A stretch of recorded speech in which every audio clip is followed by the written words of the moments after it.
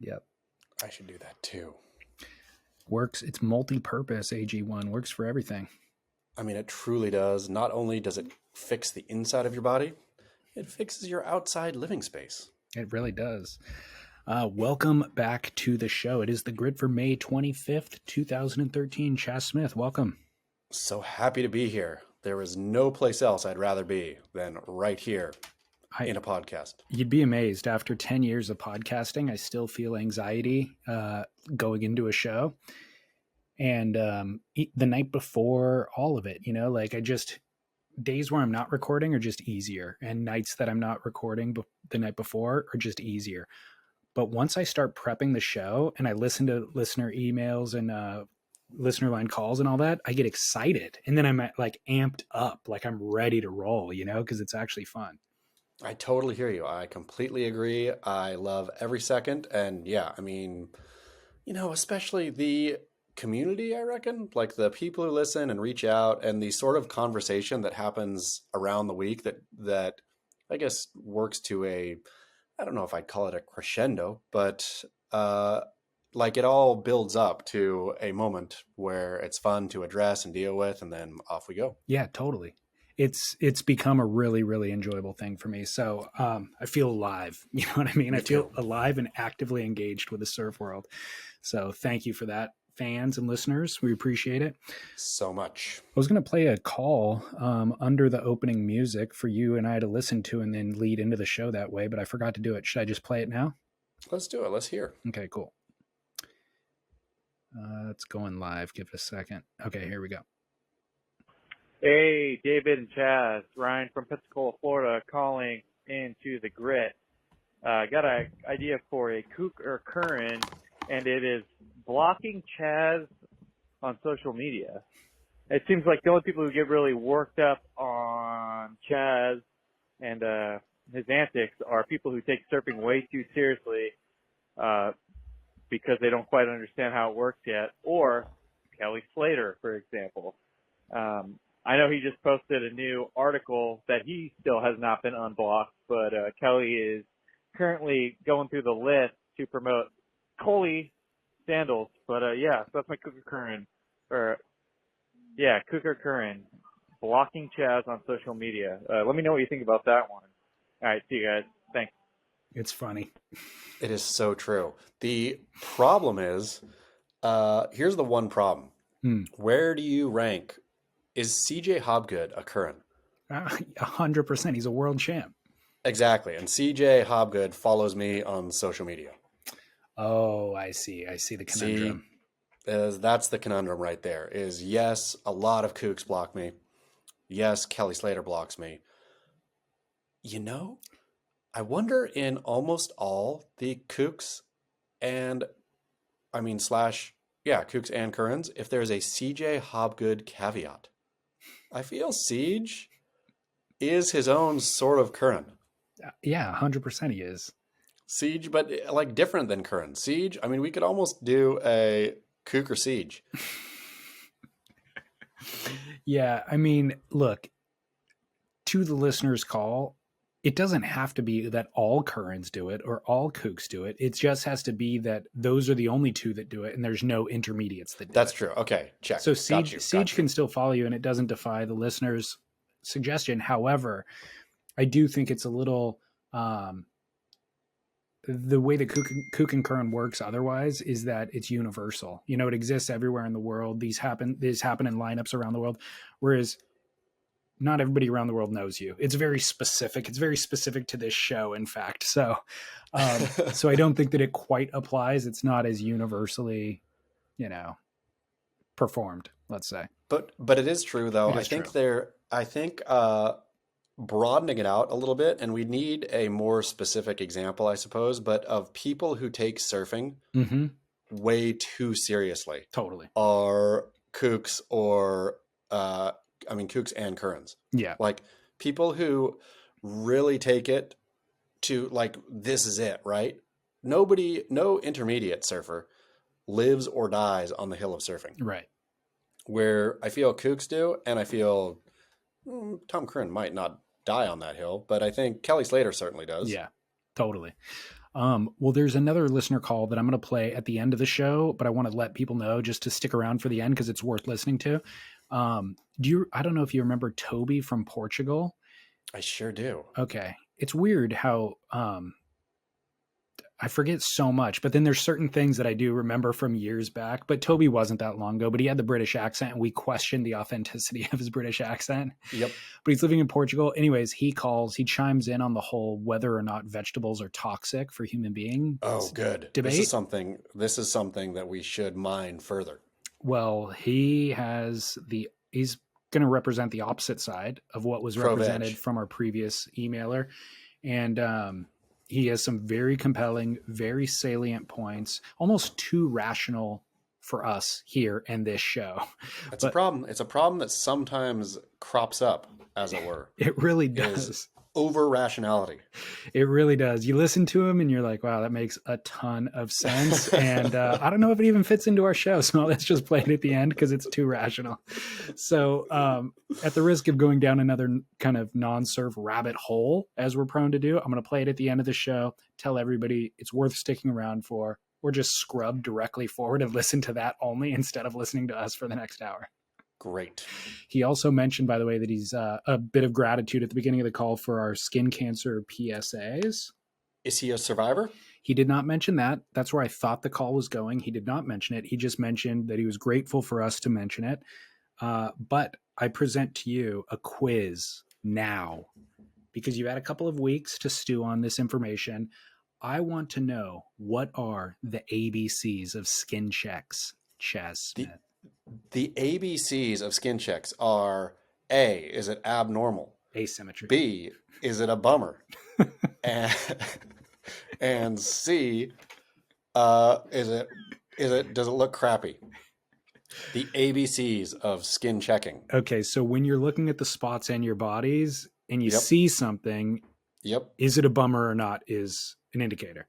Yeah. Do you look at that and are you thinking, because I think in your mind you think, oh man, something's not right there. That looks like it might be a bummer, right? Got it. So A is abnormal. What was it again? Abnormal. Yeah. Okay. B is a bummer. Okay. Look at it and think that's a bummer.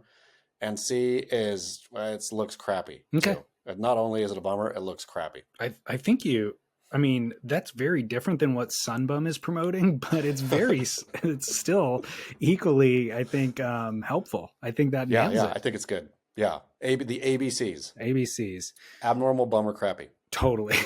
Good to know. Go see a dermatologist if something looks crappy on your skin. Very, very good information. How do you define it, though? How do you define crappy is the question. Is there a measurement that we could take? Kind of. I mean, I think if you look at that compared to other things on your skin and you think that looks crappier than the other stuff, then because you can't really, we're all unique. We're all flowers, right? Mm-hmm. We can't be judging ourselves on somebody else. But you can judge stuff against your own self. A petunia against a petunia. Exactly. So you're looking at that thing and you're thinking, that thing's weird. That wasn't there before. The more I look at it, the more it's seeming like a bummer. Mm. And now that I've really studied it fully, that looks crappy. Okay, cool. Head off to the D, dermatologist. ABC equals D.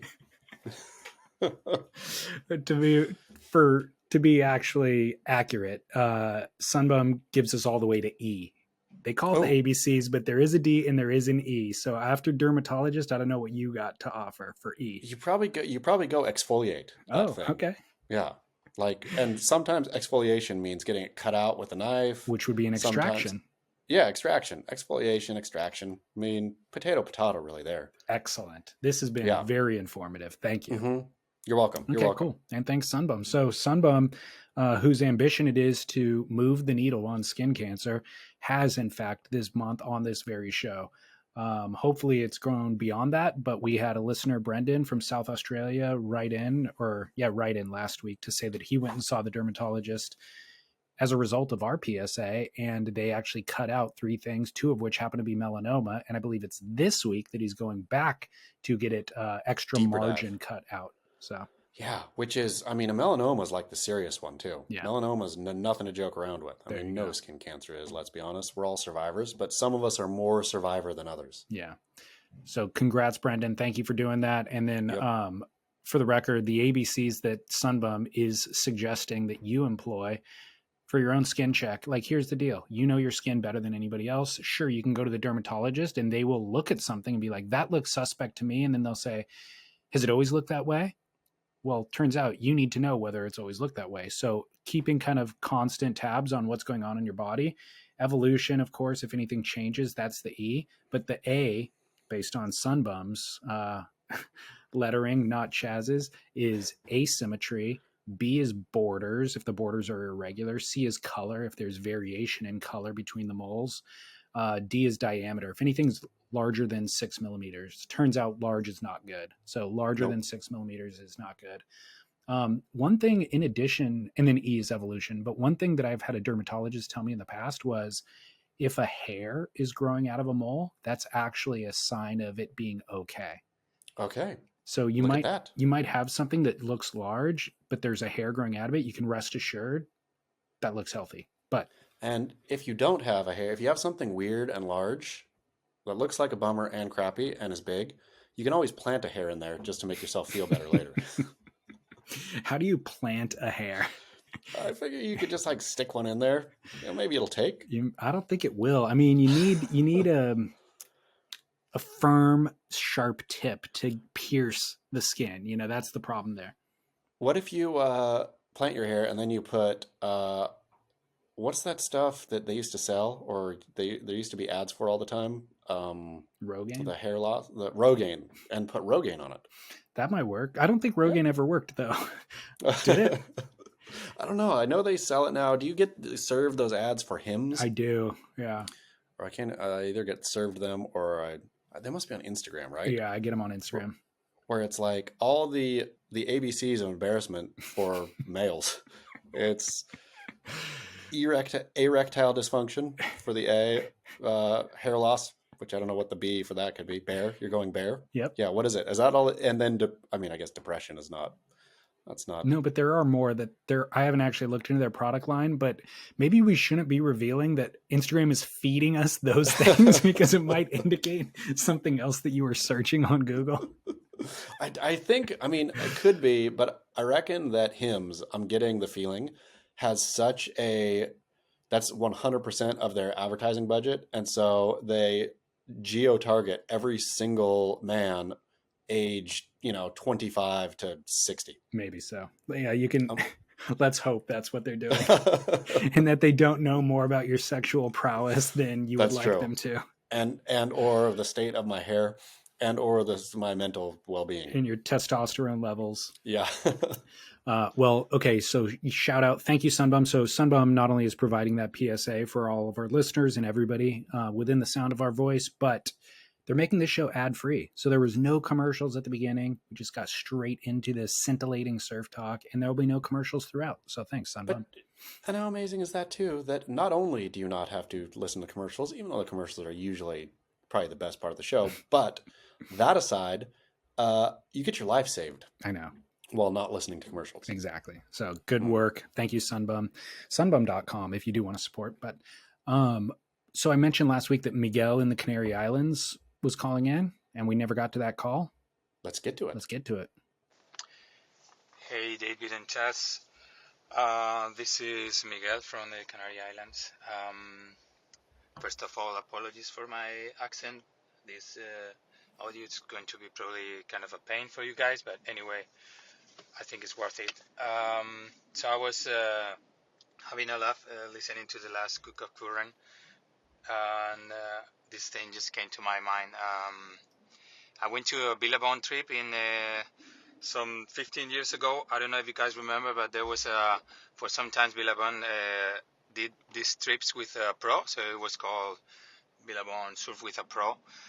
And me and my brother-in-law, we went to El Salvador with Donna von Frankenreiter, and the photographer and video photographer was Pat Stacy.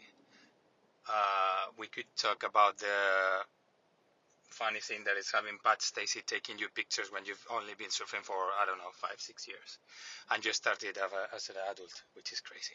Anyway, the first thing that I remember is that Donovan got a new board. He just got a board from his Saper. I can't remember the Saper right now. He pulled it off the back and he started surfing it without obviously using a trackpad, but he didn't even wax it. No wax, no pad track. How is that for you guys? He ripped with that thing. The other thing, obviously, he brought his guitar, and every night after surfing, he pulled out his guitar and started singing with another. And there was another guy, which is the funny thing, another guy who obviously wasn't a pro. He just paid for the trip to be with Donovan, brought his guitar, and brought his songs so he could show Donovan his new songs and his skills with the guitar, which was really awkward and cringy for us. Anyway, thank guys, and keep up the good work. For the record, Donovan Shaper, I believe, was Doc Lausch. Doc Lausch. So can you surf a Doc board wax free? Couple questions here. Couple questions that I have. First of all, I really love when men or women with a perfect accent, like the exact way I would want to sound. If somebody said, "Hey man, we know that you're tired of your dang nasal, boring, really hard to listen to American, it's kind of broadcast standard, but also it's worse than that. It's just awful in general. What would you want to sound like?" I would say, make me sound like either a kind of sexy Spanish speaker or a French speaker or anything continental. Give me generic continental European, preferably not German is my first language, but I'll even take that. The English native German speaker or non-native English speaker who's speaking English, whose first language is German. I'd even take that. I'd take Swedish. I'd take anything, but I would take most either Spanish or French. And or now, number one would be, make me sound like I'm from the Canary Islands, please. Miguel from the Canary Islands is what I'm dialing up, please. Yes. And so, Miguel, please feel free. I mean, we should just send, you and I should talk, I'm sure there's a transcript machine, right? That if we talk, then it'll dictate everything we're saying. This recording device that we're recording on transcribes everything. Perfect. And so then we should just send that to Miguel. And Miguel reads it, and that's the podcast. I agree. I mean, Miguel could find one of his buddies from the Canary Islands with an equally sensual accent. Yep. Just think how popular we'd be then. I agree. Way more popular. Smith and David Lee Scales. Well, and not only apologizing for having a great accent, but for having perfect English as well. Yeah. Better English than we have.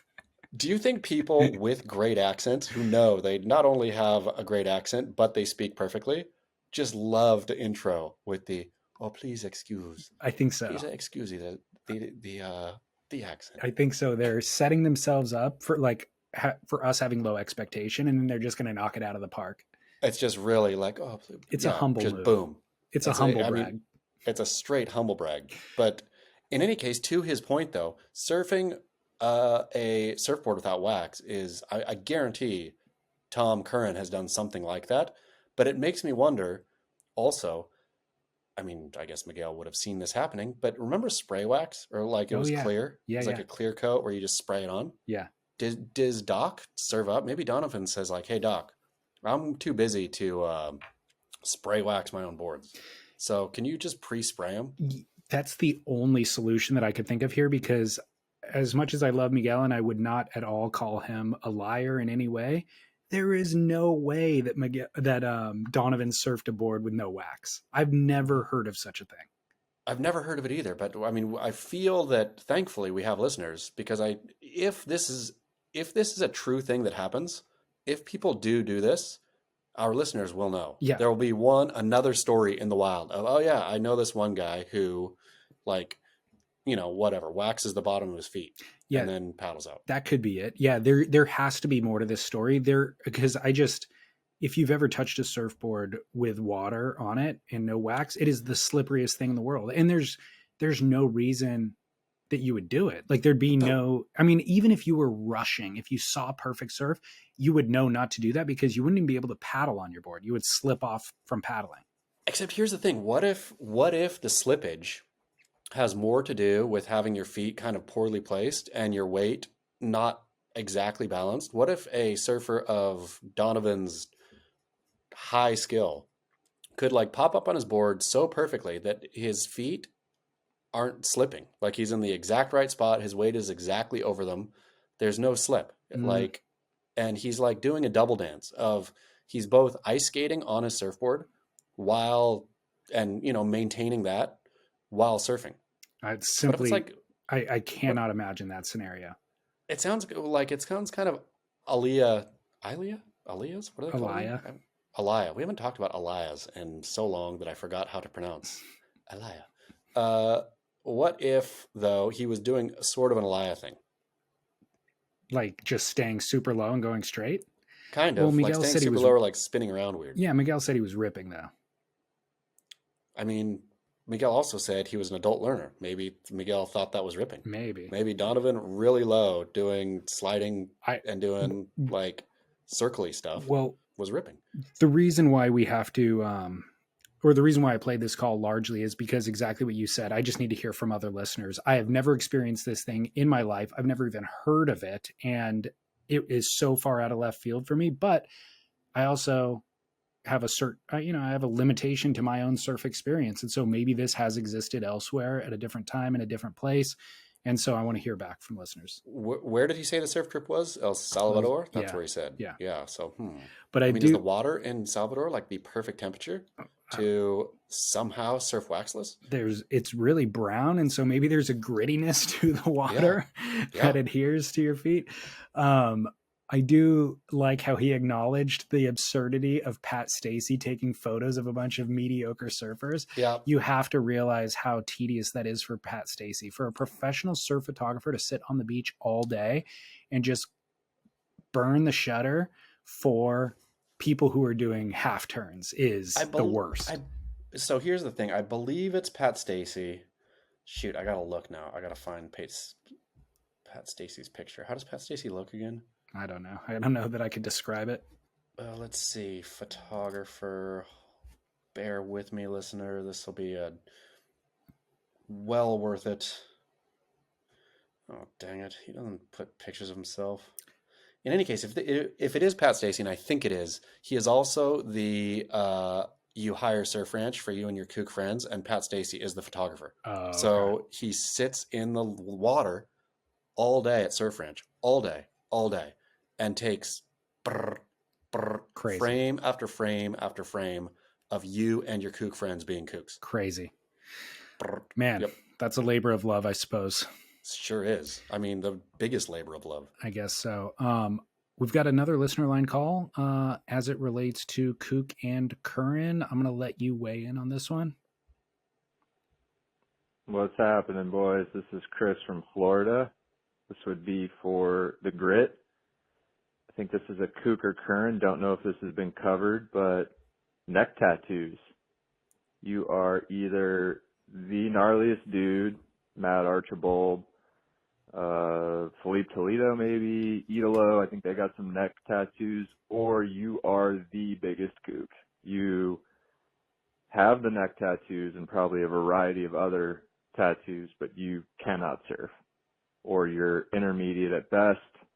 My best example would be surfing a pier in Wrightsville Beach, North Carolina. The loudest, most annoying guy in the lineup had some pretty awful neck tattoos, and he could not surf, but was talking a mean game. And then on the other hand, you have Idolo doing the biggest backside air rev known to man, or just Archie, like legendary shredder, with neck tattoos and a variety of tattoos. But Kook or Curran, neck tattoos. All right, boys. Later. Keep up the work. I'm worried, David Lee Scales. Yep, you should be. I am officially, for the first time in my life as a surf journalist, worried. It's scary. It's a scary look in the mirror, I've got to say. It is really, really scary. I've, of course, had myself placed squarely intermediate all these years, all these decades now of being a surf journalist. I'm not an adult learner. I learned to surf as probably first paddled out on a surfboard, I'll say, when I was, I'm going to say 9 or something, right? Okay. But I wasn't exclusive, let's be honest. I still put my body on a boogie every now and again. I think I even, at some point, even though I was surfing still, at some point, I recall getting a Custom X surfboard custom made. Remember Custom X or No. Custom X boogie board? Oh, okay. Yeah. It was a bodyboard brand. Yeah. And got a custom shaped bodyboard brand. Huh. Crazy. And I was also skimboarding off and on during these years, right? Let's call you a waterman. Official. You, Laird, and Kai Lenny. Yep, waterman. So I was a waterman. I was multidisciplinary, just like my fellow waterman. And all these years, I've just thought, yeah, I never made the tour. I never even surfed in a contest. But I can do a turn, etc., etc., etc. But am I a kook? I have neck tattoos. It's true. I clearly am not a Curran. Clearly. I would have been inclined to say I immediately make the neck tattoo kook or Curran. Sorry, I keep I know, me too. naming it kook and Curran. That I single-handedly make the kook and Curran of neck tattoos non-relevant. Except, what if I'm a kook? That's the thing. You really, Yep. If we officially add this to the category, then it cements the reality that you are a kook. That I'm a kook. But we can also just dismiss it. We can also just say, and to be perfectly honest, I was going to dismiss it because I've seen it can't be dismissed so easily. Well, I've seen a lot of intermediate surfers that have neck tattoos. That's true. That's true. We can dismiss this. I completely hear you on that. Yeah. But am I a kook? That's a different question. Exactly. Kook Dahanamoku. You're the waterman, the famous waterman, Duke Kahanamoku. Yes. You are Kook Dahanamoku. Kook. What we need to, I feel that kook is so amorphous. We have been remiss in not defining it specifically. Kook should have a specific definition. Like, what makes somebody a kook surfer? Aside from, let's say, all the garb and gear and whatnot, the stuff. Let's leave that aside. We know what that is, right? And there's obviously in the categories of kook and Curran, those can sometimes define an epic surfer. But specifically, when it comes to surf ability, where does kook stop and intermediate start?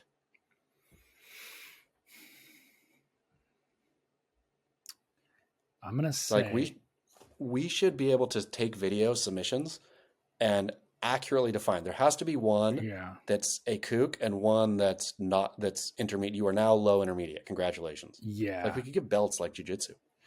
Yeah. I'm struggling to come up with a concise definition on the spot. I think that my initial inclination was to pick a maneuver, right? So okay. So do you have a vertical snap, let's say? Vertical snap, for sure. If somebody can do a vert snap, then they are for sure an intermediate.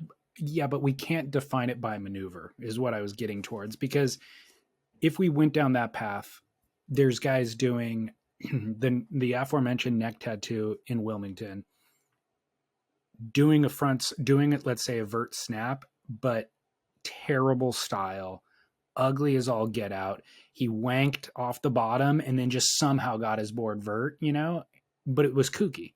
So it's hard. The moves are so subjective. It really needs to be defined by something else.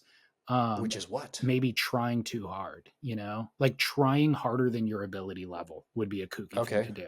Because there's a version of somebody not doing a vert snap that is just going down the line gracefully. Somebody who Sure. maybe was surfing less than neck tattoo guy, who is on a glider, who gets in early, does a sick bottom turn, just like a perfectly placed, appropriate bottom turn, and then finds trim and goes straight down the line. And And or that's I not mean, kooky. I would even say there's a version of that, or here's what I guess I don't know. This is what I would like to posit here for both, yeah, for the jury, both you and at home. Uh, what about the guy on the shortboard who drops in, doesn't do a full bottom turn, but does a turn, keeps his body calm, places himself in the pocket of the wave, does a couple pumps, right? And then kicks out at the end, even though the wave had sections to hit and or places to do things. But, he didn't blow the wave. He didn't do anything on the wave, or she, right? Yeah. Is that when you're on That's not let's kooky. say is that not, are you sure that's not kooky? That's not kooky in my mind. I think, yeah, we're getting to something here. I think that is dignified. There's a certain amount of, I don't know, grace to just Yeah. kind of pumping and kicking out or whatever. But But what if he or she also couldn't do much more than that? That's I'm okay. sure they could have tried, No, but that's okay. Look, if you're looking at the wave through the lens of Italo, you're going to see different opportunities than looking at the wave through the lens of Nat Young, the original Nat Young. So I don't know why I picked a guy who his name's been used twice. I should have just picked Phil Edwards. But so yeah, there's no way to play that game because everybody's going to see different opportunities, right? So I think it's a matter of doing what is appropriate for the wave and the surfboard that you're riding, let's say. except this is what I'm saying though. What if you were at Trestles, you catch like the wave of the day, let's say it's like classic Trestles 4 to 6, right? The skate park in quotes. Let's say you are riding, let's just throw out there a 6-foot Channel Islands Pro, plenty of rocker, all tapered in, a high performance shortboard if there ever was one. Let's say the surfer drops in, like does a turn, let's not even call it a bottom turn, let's say a turn to get back to the pocket, has 3 or 4 nice pumps down the line and kicks out at the end of the wave. Everybody on the beach would be like, dude, he kooked it. He kooked that wave.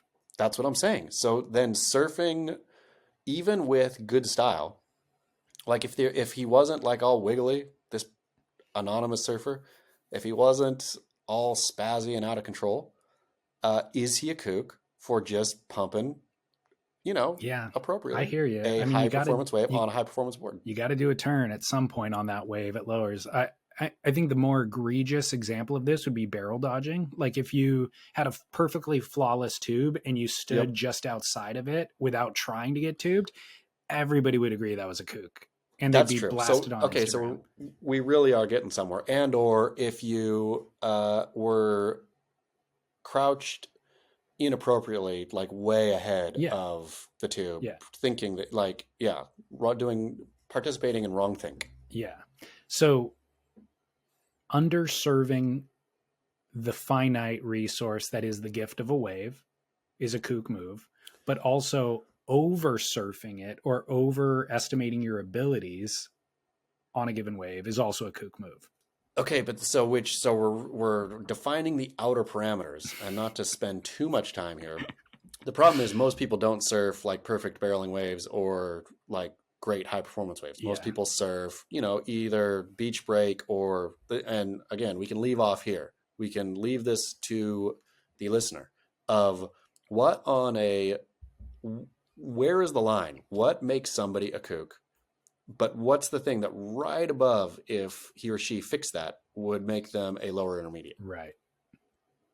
And I'm not talking about attitude. I'm not talking about, back paddling or going left when the wave is a right. Like clearly that's all kook. I'm talking about that one moment where somebody either is a kook or is lower intermediate. Right. What is it? Yeah. And again, outliers aside, right? Like the barrel, yes, I think that is a great that is a great definition of either oversurfing or undersurfing the wave. Yeah. Which works when the wave is definably something, Yeah. right? Definably barreling or definably high performance or whatever. But what if it is a, racy beach break or a, sluggish kind of reef break or a point break that doesn't really, open up or allow you like a real kind of high performance section where there is a line to go down a real advanced surfer would be able to rip the bag out of it, but it's still fairly soft shouldery, etc. I mean, that's what most of us surf. Those kinds of waves. I'm inclined to think that the answer lies in the bottom turn. Okay, so if you've got a solid bottom turn, well, I mean, I think this might be it. It's not enough to say a solid bottom turn. Like, we need to really create or figure out the adjective that defines it clearly, and I'm not sure what it possibly could be, but I think it lies in the bottom turn. I hear you. Like, I think if you can drop into the wave, whatever kind of wave it is, any type head of wave to the bottom and then properly snap back up without losing speed. Projection, find the pocket. So projection off the bottom into the first guts maneuver. Of the wave. Yeah. Projection off the bottom into a first maneuver. I mean, honestly, so much of style comes from transition between maneuvers. So that projection off the bottom into a first maneuver, that moment in between is where you either kook it or you have bad style or whatever. But a proper bottom turn, I mean, when you lock into a proper bottom turn, you're already finishing your first turn before you even realize it. And then after the fact, you realize, oh, it was because that bottom turn was so seamless and flawless that I was just like, it pushed me into the most powerful part of the wave off the bottom, So if you cannot bottom turn, then you are a kook. Well, there's a lot of people riding soft tops at surf schools who get to their feet and might even push off the bottom, and then they end up on the face of the wave. And so they would define that as a bottom turn, but that's not what we are trying to define right now. I mean, I would say very few. Jamie O'Brien can bottom turn a soft top. There's others, but it's really hard to bottom turn a soft top. Or I've always found it's real hard to get that much foam, like kind of dug in and it's redirectioned. And the fins are plastic and not strong, they don't have projection and drive. But this thing that we're trying to define, it works for either rights or lefts, regular foot or goofy foot. Yep. So front side or backside. It works whether you're surfing a barreling wave or, I mean, some barreling waves you just knife in, you don't need a bottom turn, but it works in almost all type of waves. Sure. And a version of it does too. Yeah. Like even in a soft shouldered wave, you can still get a down to the bottom trophy zone of the wave and then projecting back up. So it also works for multiple type, like a high performance shortboard, a fish, a mid length, like all of them. So if you have a neck tattoo, yep, or if you bring a ukulele on a surf trip, or if you have a GoPro on the nose of your board, you will either be able to do the bottom turn like Curran or not be able to do the bottom turn at all. There is no chance that you are in between. Agreed. 100%. Got it. Okay, cool. Boom. Wow. That was a real mental exercise for me. I mean, that was a major contribution to the canon of surf. I'm going to spend more time on it and really put it into a definition, a one sentence definition that we can restate here and then apply henceforth. I mean, exactly. Okay. Like it needs to be sanded slightly, but I think we're closer to the actual definition of kook or the crossover moment of kook and lower intermediate than anyone in surf media and or surf in general has ever been. Agreed. Fully. So if listeners want to chime in on what their thoughts about that are, please add. Yes. Please add. Please this do. Is essential. The number is 760-237-0150. Or send it via email. And this email actually came in as a submission for Kook and Curran. Surf helmets. I feel a gentle panic when I spy a helmeted surfer in the lineup, often middle-aged, wearing a usually white Gaff helmet. They wear them because they feel a subconscious fear that surfing is dangerous, but do not have the metacognitive abilities to realize that they are the danger. Fumbled blinkering takeoffs in front of children, an 8-foot leash attached to an 8-foot mid-length swings through the lineup like a giant's nunchuck. Kooks all. On the other hand, you have Owen Wright and Jeremy Flores recovering from head injury and numerous pipe and chopu chargers. Disclaimer, not a true kook or current. Current is too current to derive a surf head injury. Also, I wanted to respond to last week's question about getting your 4.5-year-old into surfing. Yes, for selfish reasons. Hours of flat day pushing little Timmy into knee-high runners. It's like having a remote-controlled surfer, provided that Timmy is keen. Fathers who do this in crowds and push their kids into waves that burn other surfers should be put in stocks and children taken away by social services. Keep work. Abandon, keep up the work. Just keep work. Yep. I love it. I love the evolution of the work. Yep. Keep. I complete helmets. I think there is a growing movement towards helmets, I suppose, or helmets being less rare in lineups. Yeah. But I completely agree at a like kind of mushy beach break or a whatever. If you see somebody with a helmet, and they're not over like a rifling kind of reef pass, then for sure it's a kook. I mean, up until 2 years ago, this was absolutely a shoe-in for kook and current. Like, yeah, I've never seen an intermediate surfer wear a helmet. Full stop. I mean, and I still haven't. I have not seen an intermediate surfer wearing a surf helmet at the places I surf. Right. Like, and I would even go a step further. Up until Michael Sierra Morales started writing about it and talking about it on Stab, even at Pipeline, I never saw it. Yeah. It was literally, if they wore a helmet, it was Liam McNamara or one of the Japanese dudes on the Wakita Bowl, And that was it. Yeah. But now, and good on them. I mean, we've talked about this on the air before. Like, would you wear a helmet? If you were a pipe charger, would you wear a helmet? I mean, I think about the future and I say, yeah, I probably would in the future, but no, I wouldn't. I mean, I wouldn't. If I paddled out there tomorrow, I wouldn't go search for a helmet in the meantime.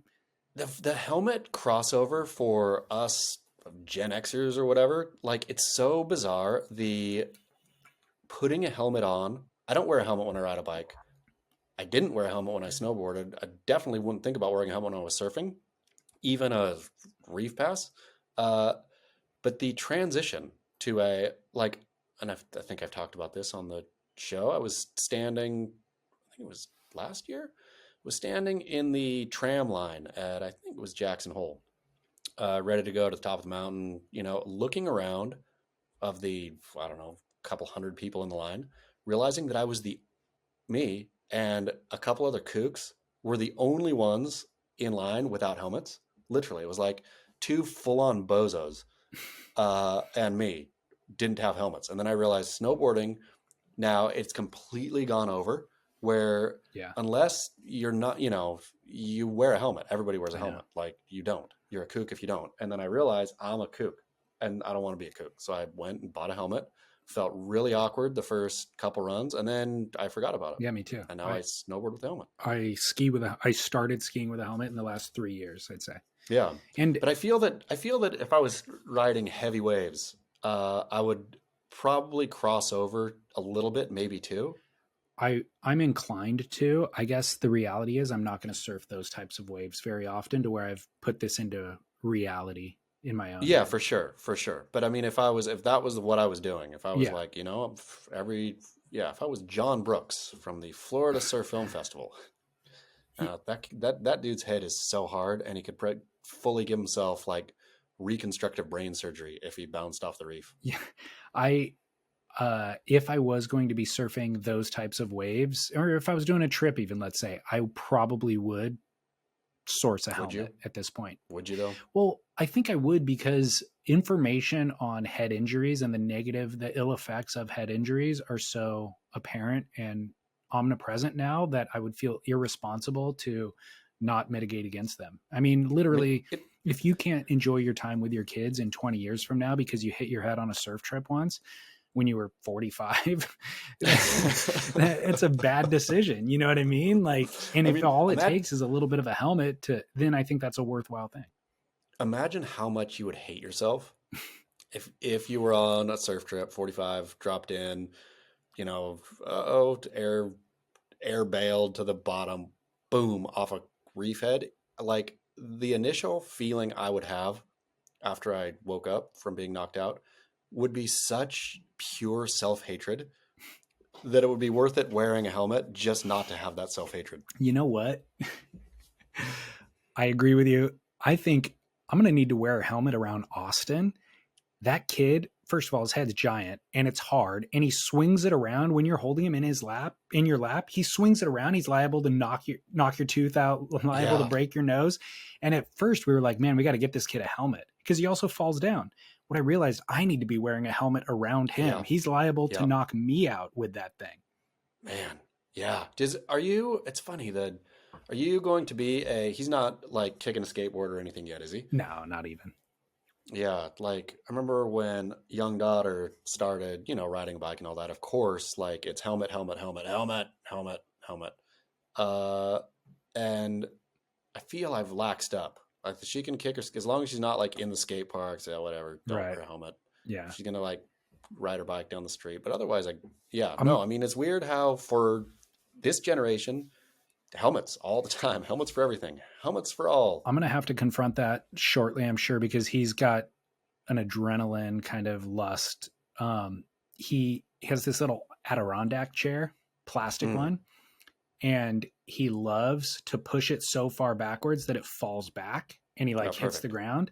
So we make sure that the thing's never on concrete. We have to leave that Adirondack chair in the grass, and then hopefully he doesn't move it. And if he tries to do that and we're not looking, well, he got away with it the other day and fell back. Didn't injure himself, but my mom was stressing about it. So I got a big foam mat, we have these foam mats that you could put on the floor and they like interlock together. They're probably 3 foot by 3 foot squares. Took one square and super glued the chair to the square. Oh yeah. So then he went and sat in it yesterday and tried to lean back, and the foam flexes. So the chair still goes back. He just can't figure out why he can't get it to flip all the way back because that foam is holding it in place. Well, I thought he'd be frustrated by it. Turns out he just thinks it's a game, and he's cracking up trying to do it now. Oh, perfect. So I outsmarted him. That was the key. Yeah, good job. Good job. Thank you. It wasn't that hard. I got a listener line call. This is not necessarily Kook and Curran, but it's related to a previous show, and I think you'll be amazed by our influence. Hello, David and Chaz. This is Anonymous from Encinitas. A few weeks ago, you were discussing which cars kooks are most likely to drive versus cars for people who rip. I believe your conclusion was that the kookiest car was either a Tesla or a Sprinter. This one hurt, as my daily driver was indeed a Sprinter and my wife's a Tesla. I've been listening to your podcast for years, and I take your advice seriously. I knew what I had to do. I immediately listed the Sprinter for sale. 2 weeks later, I took the proceeds directly to the Toyota dealer and bought a Tacoma. For my inaugural surf session in my new truck, I drove directly to an unnamed cobblestone point in North San Diego County. My very first wave shocked me. My bottom turns were deeper. Top turns were nearing 1 o'clock. I was indeed surfing better. Then I found myself outside the pack when a wave twice the size of others that day approached me. I took off deep, drove down the wave over 100 yards, through the pack of salty locals, many of whom were hooting as I did my best John impression.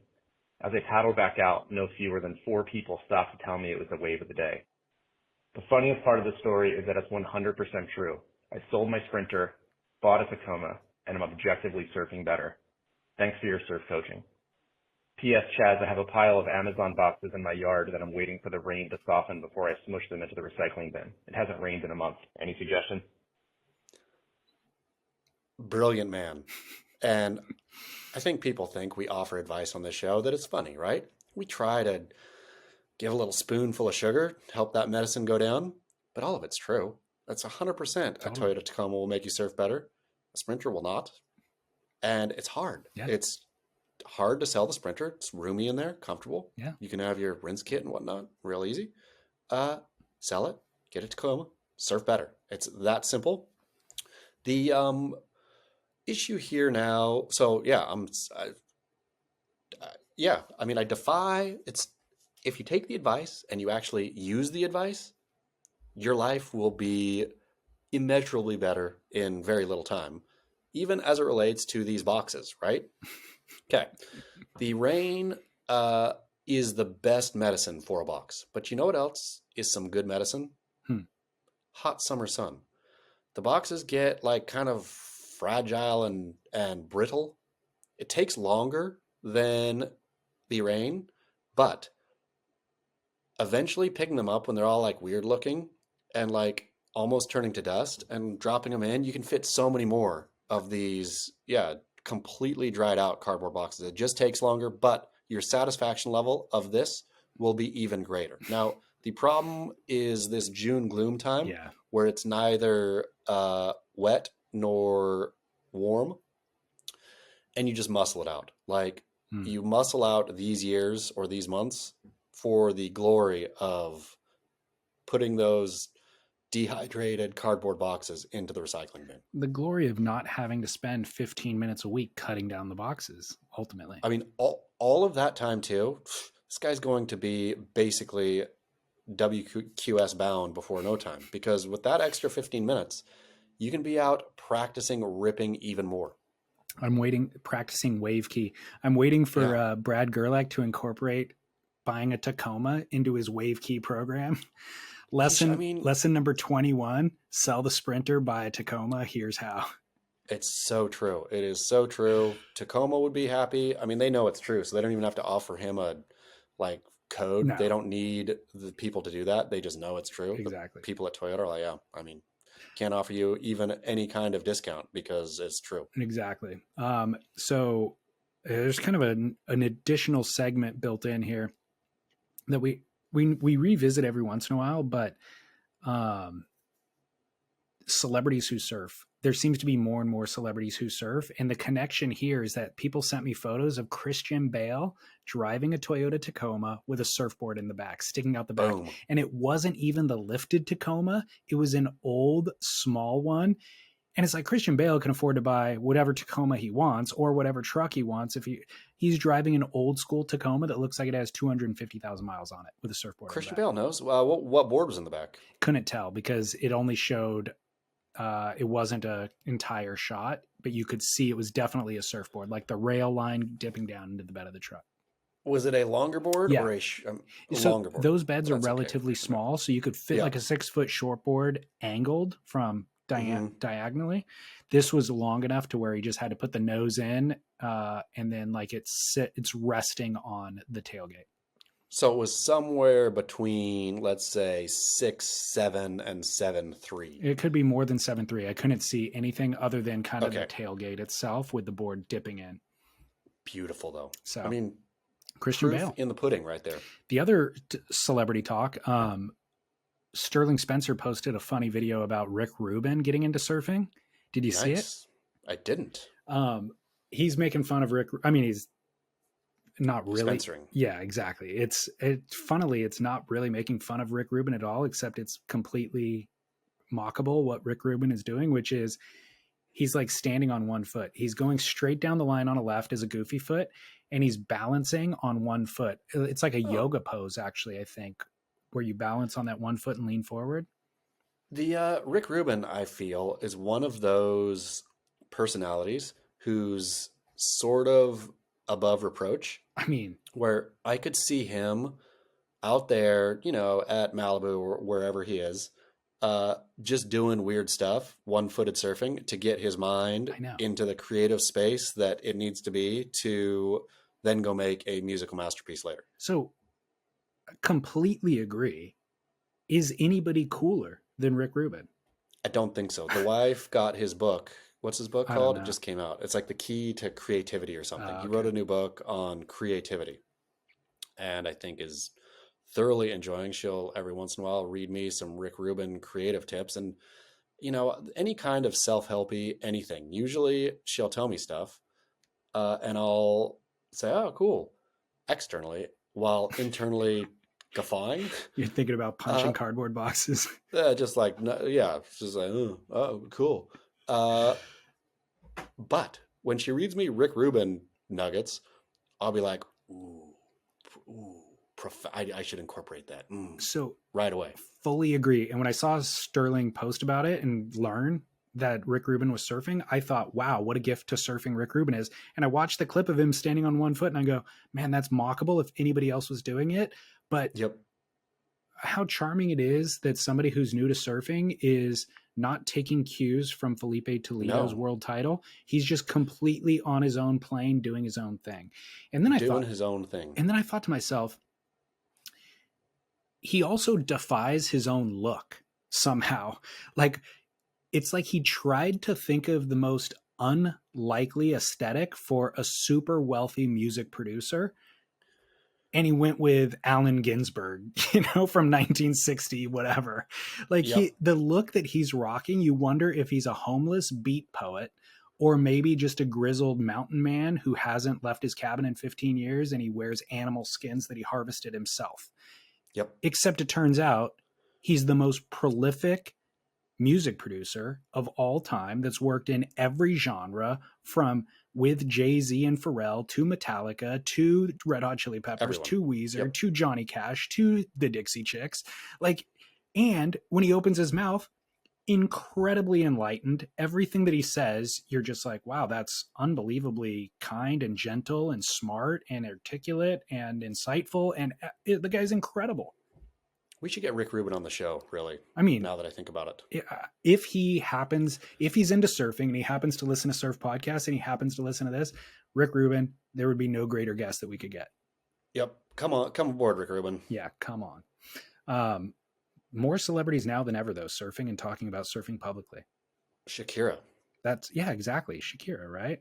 Shakira actively surfs a lot. I mean, and it's part of her life. Right. Like, it's not just, she's not doing it for the gram, as they say. Right. She is she goes on surf trips and looks forward to surfing. Amazing. Yep. It's interesting. More popular now than ever.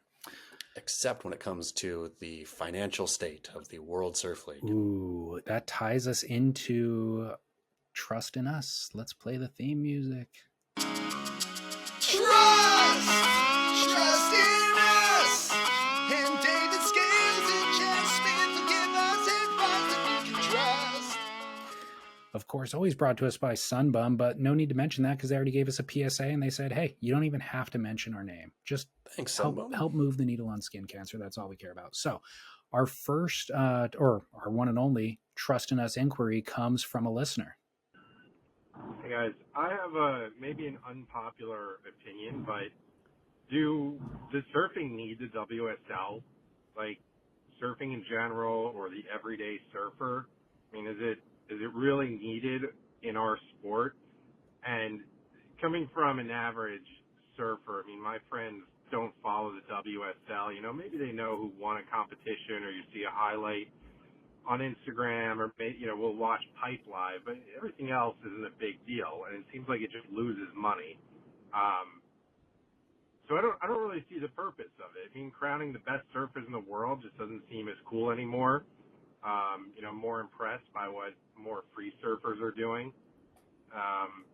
What I do like about the competitions is, I'll put it on in the background once in a while, and you get to see some of the surf breaks at their not so finest moments, and you get to learn more about it versus just what they look like perfectly. Watching bells when it's not perfect is kind of interesting too. So that's a benefit for me. But otherwise, should we just get rid of the WSL and rely on people free surfing and sponsors and trips to see some of the best surfing in the world, and we can determine who the best surfer is on our own? I don't know. Think about it. Does surfing need the WSL? And I'm going to say, I love that, first off, that his big takeaway from watching WSL content is to see bells bad. is watching crappy bells. That's the positive takeaway. That's the WSL's greatest contribution, is allowing us to see how world-class surfers surf mediocre waves. Amazing. But he's totally correct. The problem is, what makes the WSL fun, and again, this is what makes it enjoyable, and we go too far probably, and I think we haven't even said one thing about the WSL today except for right now. Or maybe in weeks, really. Yeah. It does give funny talking points. Like, it's a funny thing to mock. for me, the idea of surfing, of professional surfing specifically, but really of the World Surf League. Like the World Surf League is so mockable and it's such high comedy. It's like absolute peak. It's like if Monty Python was running in real time and we got to experience in real time the glorious humor of Monty Python. That is what the WSL is. So surfing does not need it. No. But culture needs the World Surf League to be the most absurdly ridiculous bit of theater. And who knows when it's going to end, right? Like posted on Beach Grit late last night, heard the rumor that the chief financial officer, as well as many others, were allegedly fired overnight, right? Even in this, the season of unprecedented World Surf League growth that CEO Eric Logan just, took took all the pleasure in announcing at the start of the year, like, we've never seen growth like this, right? Et cetera, right? But gone, everybody gone again. Seems like a disaster. It is so patently absurd. I don't know where you could find characters like Eric Logan or Jesse Miley Dyer or the like that's the music that's playing all the time. What's the old timey music where people are chasing each other around? I The forget. goofy. Yeah, the Benny. It's like the Benny Hill. Yeah, thing. Benny Hill. Yeah. That is the soundtrack of the WSL. It is. I encourage everyone to enjoy it while it's here because it's going to be gone, and we will look back on this moment as a golden era of professional sports comedy. That there was a league that was so inept, so goofy. It was allowed to exist because a billionaire's wife was into it, but it was so patently absurd as to defy daily belief. Yeah. And it's going to go away. So enjoy it now, everyone. You nailed it. I mean, that sums it up really. I agree with you. Surfing absolutely does not need the WSL. The WSL's contributions to quote surfing at this point are non-existent. And I mean, not to surfing, it's nothing. No. And I've, stated, let's say 3 years ago, started stating that they really need to take cues from the UFC. Because when I was young and the UFC was really just starting before it was owned by who owns it now, there was all this concern about it being too pugilistic, too brutal. And so that we couldn't have it on TV. So the movement was, let's introduce rules and there can't be blood. There needs to be weight divisions. You can't hit people in the groin and all this to kind of tame it down. And instead, once the current owners got involved, they said, nope, we're going to lean into the bloodiness of it. Screw you. We'll make our own network. We'll create our own viewing platforms. The only thing that is essential about what we're doing is the brutality of it. And so we're not going to lean away from that. And so I was saying 3+ years ago, follow the WSL or follow the UFC's cues and lean into the man versus nature element, put them in great surf, harrowing situations. Anybody can relate to the inherent drama of that. Instead of taking that cue, what they did was build the equivalent to the WWE. I mean, literally, Chris Cote having the people stand off in front of each other on the beach at lowers. And so what's the WWE, the only difference between that comparison is that the WWE is successful. You know what I mean? Like they make money. And so it's become its own circus. And wrestling, I'm sure there was a moment where professional wrestling and or collegiate wrestling saw what was happening with the WWE and thought it was maybe a threat to what they were doing or would sully the reputation of what they're doing. But it so quickly just became a farce that wrestling never had to worry about it again. And that's really where the WSL is at now. They are the ones who need to look in the mirror and realize nobody's taking you seriously. And you guys, I mean, I don't know how you guys don't realize that you're the last people who think that you are the arbiters of surfing, because you're not. And so, and so you guys need to just acknowledge what you are, become the circus sideshow. In fact, lean into it. The more you lean into it at this point, because you're running in wave pools, you've got the standoff, face-off thing, you've got the music, you've got all of it. you're so far removed from representing surfing and what surfers are. So just lean into the WWE aspect because that's what it is at this point. Right on cue, Surf Ranch is what, this Friday, Yeah. 2 days away? Yeah. Tomorrow, or depending on when you're listening to this program, it might be running, which is, between what they're advertising for Surf Ranch is like, we don't even need to spend any more time on it, but it is such a goof show of like they're changing the format to have the people who lose in the day or whatever, who get second and third, I suppose, in their heat to go surf, quote, under the lights, right, end quote. Like that's some great, like that's what the viewer was asking for. I'd really like Surf Ranch if it could be at night. Right. Then I'd be into it. Like this day stuff is like, I'm always squinting. It's like weird, but man, they can put big old lights there. That's what I want to see. Like it's mockably comical, but again, to everyone, enjoy it's going to go away at some point. At some point, Dirk Ziff's wife is going to get bored and or move on and or something, and or Dirk Ziff's going to say, enough, like, this, is weird. And it's going to go away, and we will say, wipe our tears, say that was funny. Yep, I agree. And we were here watching the train or the ship go down. Yep. Well, no need to go to commercial break, thanks to Sunbum, of course, but I do have a call that I would have played for you if we went to commercial as coming out of the commercial. And this is in relation to, I believe, last week's show. David and Chaz, listening to the show right now, and it's Saturday, so I'm listening to it on a Saturday in the evening, and huge coincidence, you guys are talking about surfing dogs, but Chaz brought up a dog that would take kids surfing for kids with special needs, and actually I volunteer with that group. It's called a Walk on Water, and we actually just had an event today at Bolsa Chica State Beach, and the dog he's referring to is Howley. He's from Ventura, and he's a pretty great dog. He's been working with the Walk on Water for a long time. He actually passed a few years ago.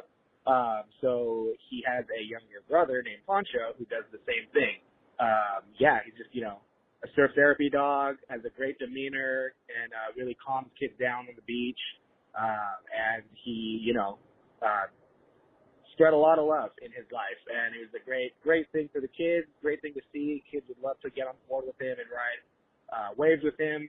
And, we miss him a lot. And, it's just cool that you guys are, talking about that. And I just wanted to call and give you guys some insight on who that dog was. His name is Howley. Again, from Ventura, and the nonprofit that he would work with and I work with also is called A Walk on Water. And we take, kids with all different types of unique needs surfing. And we have, events in California, on the East Coast, and we're in the middle of our season right now. And I think it's just, be a great thing to kind of shout out on the show. I think people should look it up and possibly get involved. But, you guys are just talking about the dog, and I thought I'd let you know who that dog was. All right. Cheers, guys. Keep up the work. All right. Absolutely love it. A Walk on Water. Yep. Shout out.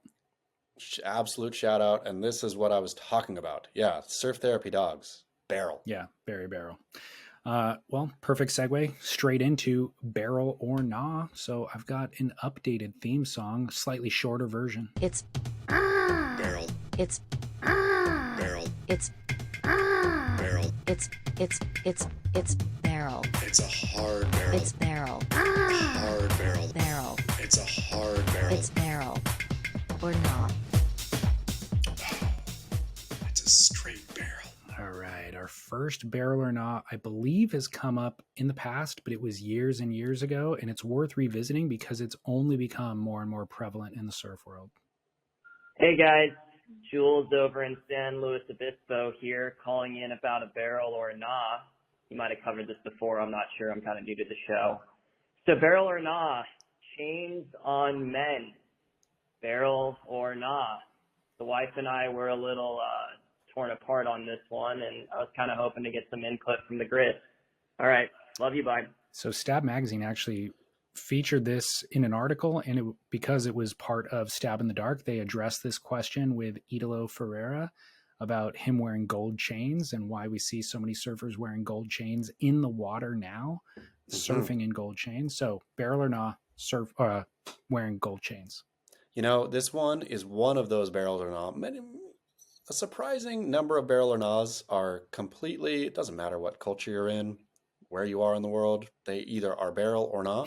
This one I'm going to have to stamp with directly cultural, where if you are Brazilian and or, you know, South American and or something rather else, where the chain is the ubiquitous part of costume, then how can you say it's not a barrel, right? It would not be a barrel for me to do that in Southern California as a white cisgendered man. And so I will say, if you're a white cisgendered man, take your damn chain off before you surf, and or don't wear one, preferably. Chris Ward does it. Yeah, no barrel, Chris. Take that thing off. Kanoa Igarashi. Definitely take it off. He's not even white, but still take it off. That's why I threw him out there, is because he doesn't fit South American or. That's what I'm saying. Yeah. As South America, there might be a couple other protected groups in there who, and I'm not even going to say it's a barrel for them. I'm just going to say it is not a barrel. You're going to give them a pass. I'm going to give them a pass, a cultural pass. Everyone else, no barrel. Yeah, I'm going full no barrel. I'd be curious to hear what the caller, he said he and his wife were divided. I'm curious who thought it was a good idea. That's a good question. Does he wear a chain? And wife's like, oh man, she will be the awesomest. I have a feeling that she probably is like, who cares? Let them wear chains. Yeah. Why are you making such a big deal? But if he was putting his chain on to go surf and or wasn't taking it off when he was surfing, and she was like, that's a kooky look. She is a hero.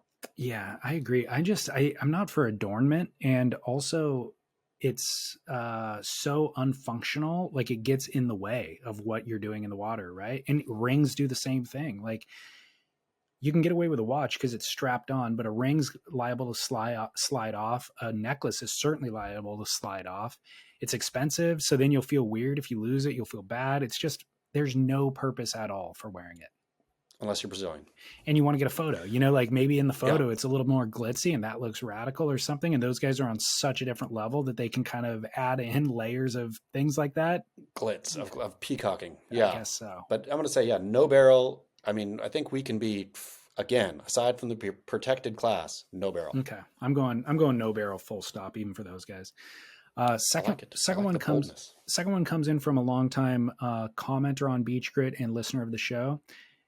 Came in, I think, via email. He said, "This is Keith from New Jersey," in quotes. He put that in quotes. I was reading the highly annoying interview with Kelly Slater on Stab, which was premised on the new sandals that nobody will buy, but the vows here at the Jersey Shore this summer.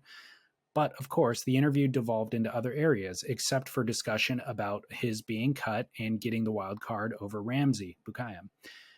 I thought it wouldn't get any more absurd than the talk about his lumber refining business, but then it did when the discussion turned to the wave pool. Apparently, his daughter had her bachelorette party in October at Surf Ranch. Apparently, the bachelor party was there too at the same time. But most absurd yet predictable, Kelly was there in attendance at his own daughter and soon-to-be son-in-law's joint bachelor-bachelorette party. I do recall being at bachelor parties back in the day when parents of the groom or the bride were there, and it was always awkward. I do have an issue with this, but maybe I'm just being too hard on the delicate genius goat. Maybe this is a barrel or nah, going to your own son or daughter's bachelor/bachelorette party, ? Here we go. Thank you so much. Quote, Keith from New Jersey, end quote. I just read something the other day, popped up, I think as a headline, must have been, that was said 70% of people cheat at their bachelor/bachelorette parties. What? That's exactly the look on my face. I said, what is this? So I opened it and quickly started reading, realizing that cheating, just like, quote, Keith from New Jersey, end quote, was cheating, quote, cheating, end quote. It was like, I think had anything to do from like touching somebody to like touching a stripper or something to whatever, like that was all included in the cheating. It was like, but I do believe that the actual cheating, what you or I would consider cheating, intercourse, at some level was like still like 20 or 30%. That's It was like unbelievable. ridiculously high. Yeah. Wow. All of it's really high. Yep. So in light of that, I would say, I mean, it's weird if your parents are there, I guess, if that's what you're getting up to. At some level, did you have a bachelor party? No.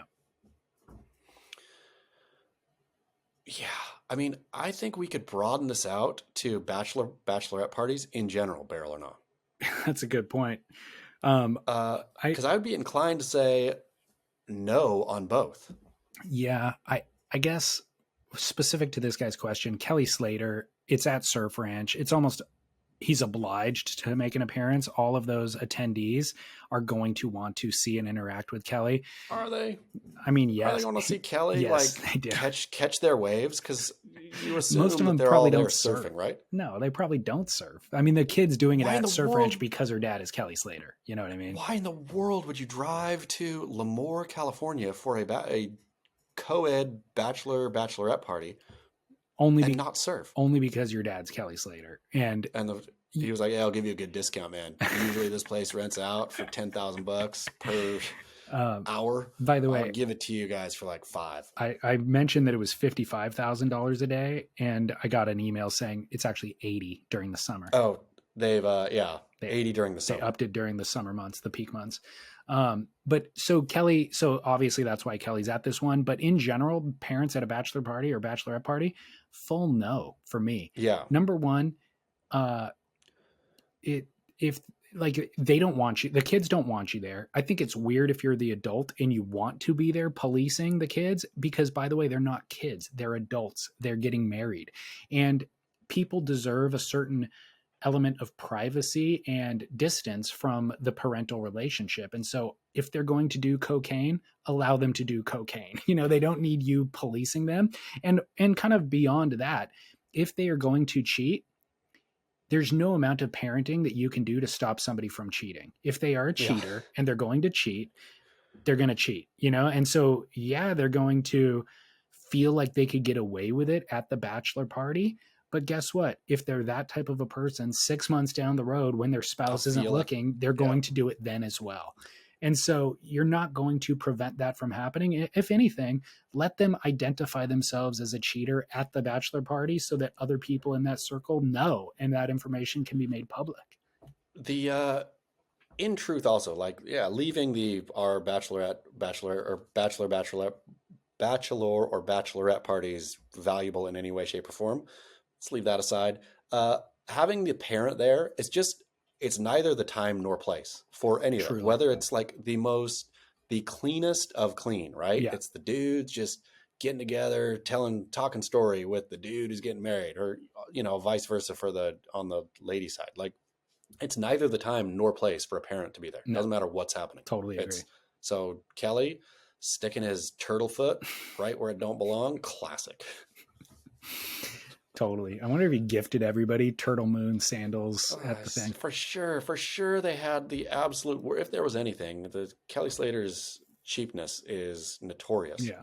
But if there was gift packages, it would have been a discontinued K-Grips stomp pad, a pair of turtle sandals, and like the Outer Known shirts that didn't sell. Exactly.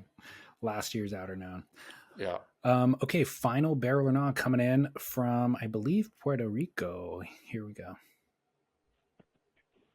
David Lee Scales and Chaz Smith. What's bueno? This is Carlos Felipe from Puerto Rico, having fun with the listener line call for the first time. And I thought I'd lead with a Ric Flair style intro that I prepared for Chaz. You talking to the Rolex wearing, Tudor hating, private jet flying, limousine and surfboard riding son of the grit. And I know you're having a hard time holding those Gucci loafers down. Woo! Apologies for my voice.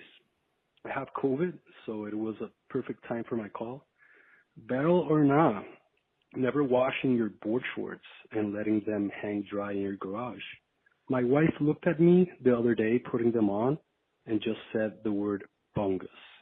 Also, I want to chime in on Cougar Curran. carrying your board fins out. I remember purposefully holding my board this way in homage to the Endless Summer 2 poster, where Pat's aesthetically pleasingly holding his board fins out. Plus, I don't mind getting the wax on me. Sometimes the board's just more accessible this way. Finally, I know it's fun to poke fun at Kelly, kind of the same way as it is to make fun of Laird. I'm thinking comedy genius Sterling Spencer. Let's show Kelly some love and get the David Lee Scales and Kelly Slater interview campaign going. Keep up the bueno work. All right. Never washing your trunks, your surf trunks. Thank you so much, Miguel. And Miguel is exactly right. I don't know anybody who considers the ocean not entirely cleansing in and of itself. Agreed. Is a wacky person. It's a big bucket of salt water. Salt water is a good thing, people. Yeah. It cleanses and purifies. You never have to wash anything that goes in the salt water. Yeah. Like especially if you're regularly surfing. Now I get, you're California, for example, you're trunking it for a couple months, 3 months, 4 months, maybe, the warm water time ends. And then that's when you can wash your trunks, right? Like hanging them in the garage when you're not going to surf for, 6 months or whatever in them is weird.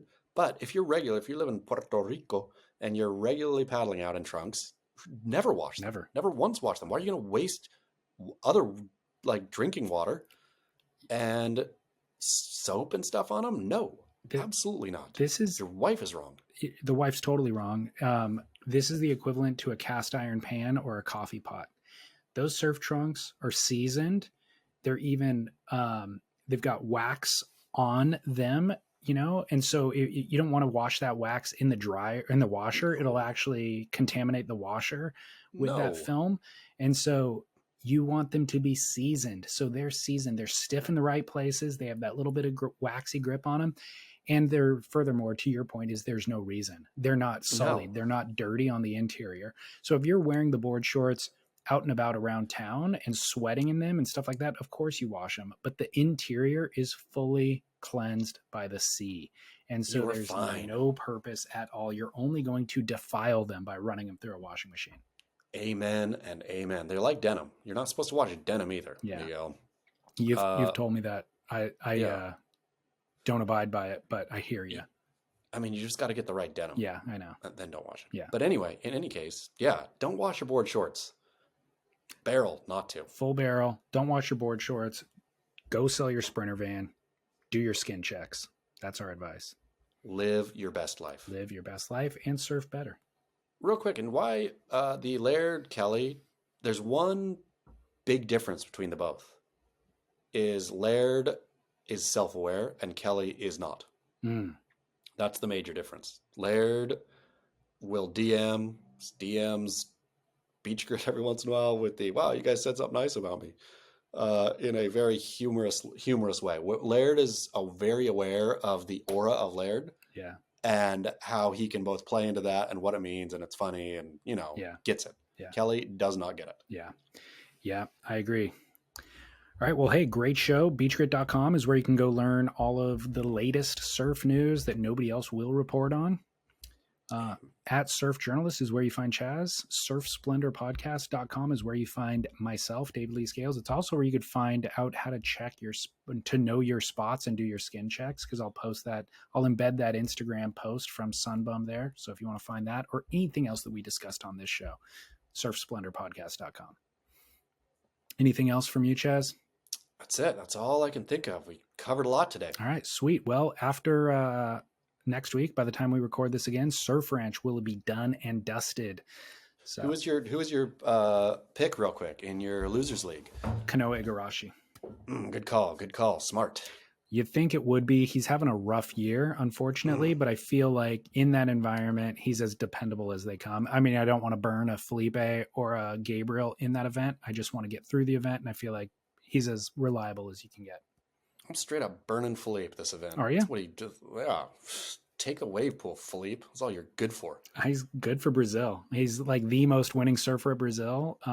So I'm using him there. Yeah. if I make it through the pool. Hey man, I'm still in the proper league. I know. Good for you. Good for you.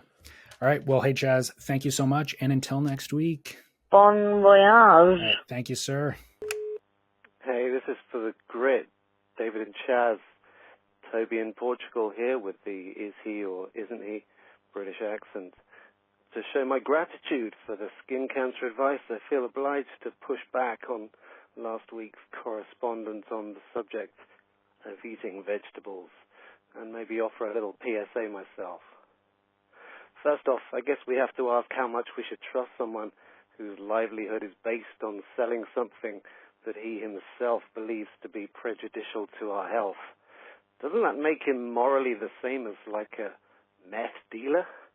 No wonder he wants to remain anonymous. Turning to the evidence he deploys, we have an anecdote about blood work and then what he says about plant toxins. And here we're in classic territory for this kind of thing because he's half right. He uses some science-y terminology, but he arrives at the completely wrong conclusion. Yes, plants produce endogenous chemicals, toxins to deter pests, but it's all about the dose. Enough to stop a bug from eating you isn't enough to harm anybody, and the same goes for what's absorbed from the soil. Pesticides sound nasty, but we should remember that even organic simply means treated with organic pesticides, and definitely not free from chemicals. Does our mystery emailer mention anything more persuasive, like large studies of people who forego fruit and vegetables? He does not, because no such studies exist. The reason? Even if you did buy his arguments, you'd have to be pretty privileged to buy his groceries, and the cost to the planet if we all followed his lead should be obvious. So let's look at the flip side. Places like Okinawa in Japan and Sardinia in Italy are known as blue zones because they have way above average numbers of centenarians. And what do people eat there? They eat a little bit of everything. So here's the mantra. Eat food, not too much, mostly plants. Simple. Everything else is at best unproven and at worst somebody trying to sell you some BS. Thanks guys, keep up the work. Get barreled.